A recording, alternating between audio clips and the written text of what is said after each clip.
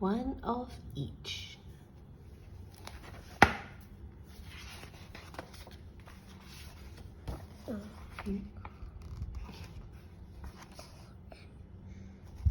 Okay, are we done?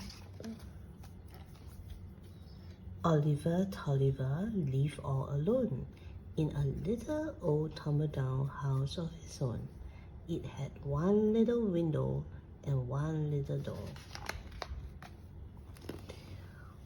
and one little carpet that covered the floor.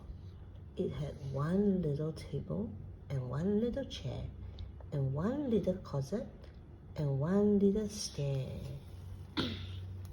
and one little bedroom and one little bed with one little pillow for under his head and one little blanket and one little sheet and one little bottle to warm up his feet.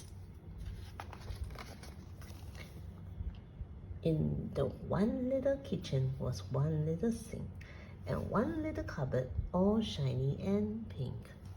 And inside the cupboard, and one pear and one peach, one plum and one apple, just one of each. One plum and one apple, one pear and one peach, just one, only one, simply one of each. There was a little clock that went tick-tock, tock-tick, over one little fireplace built out of brick.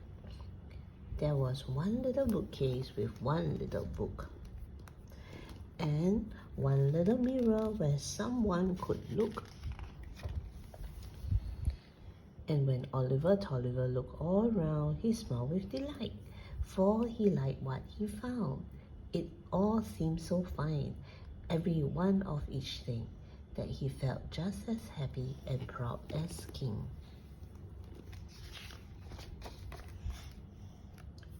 And he said to himself, "Why, how nice it would be if someone could see this, someone beside me.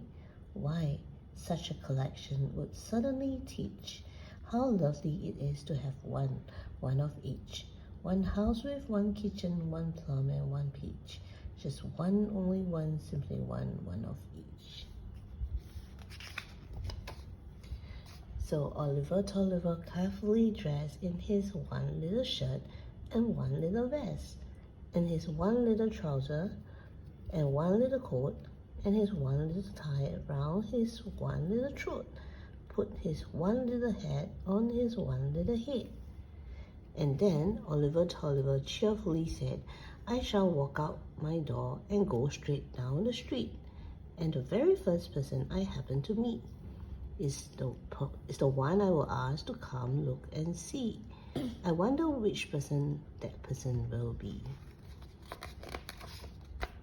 He stared out walking, and soon someone came, a nice-looking person. He asked her name. He said it was Peggotty Small, and said she was pleased to come over to call. He showed her his stove, and his one little sink, and his one little cupboard, all shiny and pink, his chair, his table, his bureau and bed, and his one little pillow for under his head. And each time he showed her one of each treasure, he looked for a sign of enjoyment or pleasure. But all that she did was repeat the same speech. Just one, only one, simply one of each. Why only one apple? Why only one peach? Why one, simply one, only one of each? Oliver Tolliver tried to explain. He said the reason was perfectly plain. If everything fit from roof to floor and each thing was perfect, why bother with more? But Peggotty answered, "I cannot agree. It may be for you, but it wasn't for me. There's one chair to sit in and one plate to eat on, and only one footstool to pop your feet out. One cup and one saucer, one pear and one peach. Oh dearie, how dreary with just one each. A guest in your one of each house does not fit. It's made for one person, and you, sir, are it. It's perfect for one, sir, if he's on his own. And so, sir, I'll go, sir, and leave you alone." Then Oliver Tolliver looked all about. He looked up and down and he looked in and out. And he thought what Peggotty said was quite true. His one of each house was not suited for two. His one of each things never came to an end. Yet one thing was missing. He had not one friend. Oliver Tolliver raced out the door, and he hurried downtown and ran into each store. And at each store he entered, he made the same speech. I like this one and that one, just one of each. He bought this one and that one, and when he was through, he hurried back home, and now each one was two. And when he arranged all his new things to fit, he liked what they looked like. He had to admit the house was less empty, the kitchen felt new, the table seemed friendlier, set up for two. Then when he was finished, he called up Miss P and invited her over for afternoon tea. And when she arrived, she coveted with glee, and she said with delight, "Why, you did this for me? Why, Oliver dear, you are truly a peach. With two, really two, always two of each." They sat at the table in perfect accord, and they each took a teacup and Peggotty poured, and they each had a cupcake, and when they were done, Oliver knew two was better than one, jolly and friendly, more cheerful, more fun. Then little by little new friends came to call, and Oliver found he was fond of them all. What a pity, he thought, there was not any more cupcakes to offer, more tea he could pour. Then he had an idea as he opened the door, an idea that he never thought of before. He sharpened his knife and he polished his plate. Then he asked his new friend if they kindly would wait.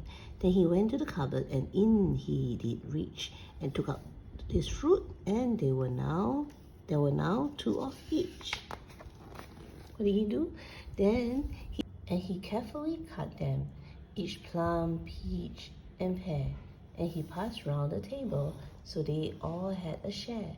And he found as he nibbled the peach, pear, and plum that they all taste better when each one had some, and that even though each person's piece might be small, eating with friends was the best thing of all. And by sharing his pieces of plum, pear, and peach, each one could have one, still have one, and one of each. The end. Oops.